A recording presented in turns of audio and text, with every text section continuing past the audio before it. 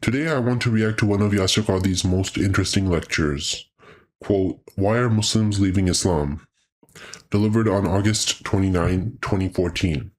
The date itself is significant. Only weeks earlier, ISIS had become international news after its assault on Sinjar and its enslavement of Yazidi captives. Although Yasir never focuses on ISIS, it forms an important backdrop because the world was asking moral questions about Islam at precisely the time this lecture was delivered.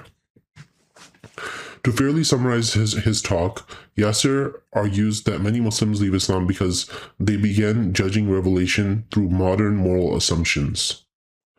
His advice is not simply to defend every ruling individually. Instead, he challenges Muslims to question their own moral framework before questioning the Quran. He also argues that reason should establish Muhammad's prophethood and the Quran's divine origin. Once that foundation is accepted, the rest of Islam should be accepted as a package, even if every ruling is not fully understood. I think that is the single most important fact from this lecture. Everything else flows from it. I also want to say something that might surprise some viewers. I agree with Yasir on one important point. We should question our own morality. If my moral beliefs were nothing more than whatever society happened to teach me, they would be a weak basis for criticizing any religion. The difference is what happened after I accepted that challenge. Early in my own journey, science and history were my biggest reasons for doubting Islam. Evolution, archaeology, and historical questions mattered a great deal, but over time, morality became even stronger.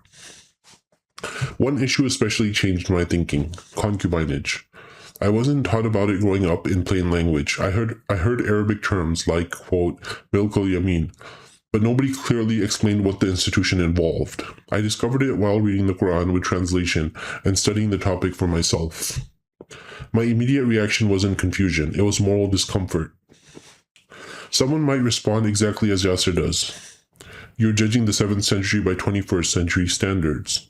I understand that argument, but I don't think the passage of time changes the moral significance of unnecessary harm. A captive person in the 7th century could experience fear, coercion, and loss of autonomy, just as a captive person can today. These morally relevant facts have not changed. And this brings me to what I think is the deepest disagreement in the lecture. Yasir argues that once Muhammad's prophethood is established, believers should accept the package. I see it differently. Muhammad's teachings are themselves part of the evidence. A part of the evidence I used when deciding whether I should trust his claim to speak for God. I don't think the messenger can be separated from the message. If someone today claimed that God permitted an institution that causes what I regard as unnecessary harm, I wouldn't suspend my moral reasoning simply because they claimed divine authority. I would ask whether that claim really came from a perfectly good God.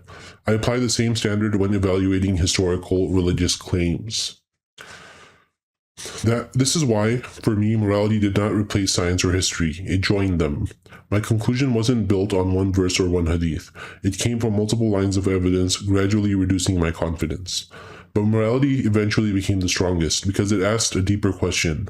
What should we expect from a perfectly good moral lawgiver?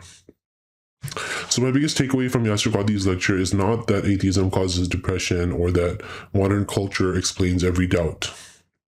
The biggest takeaway is his challenge to examine our own morality. I think that the challenge is worth accepting it. I accepted it. I simply reached a different conclusion. I'll leave you with one question. Should morality stop being evidence once someone claims to speak for God? Or should the moral content of a revelation remain part of the evidence we use to evaluate whether that claim is true? Whether you agree with me or Yasir, I think that's the most important question this lecture raises, and one worth thinking about long after the discussion ends.